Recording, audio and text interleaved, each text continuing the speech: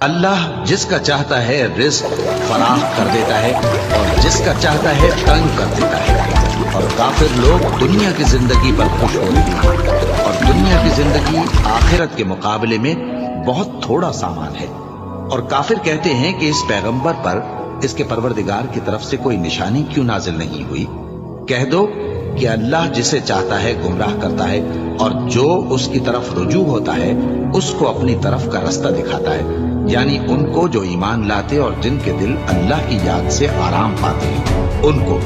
और सुन रखो कि अल्लाह की याद से ही दिल आराम पाते हैं। जो लोग ईमान लाए और अमल नेक किए उनके लिए खुशहाली और उम्दा ठिकाना है। जिस तरह हम पहले पैगंबर भेजते रहे हैं उसी तरह ए नबी हमने तुमको इस उम्मत में जिससे पहले बहुत सी उम्मतें गुजर चुकी हैं भेजा है, ताकि तुम इनको वो किताब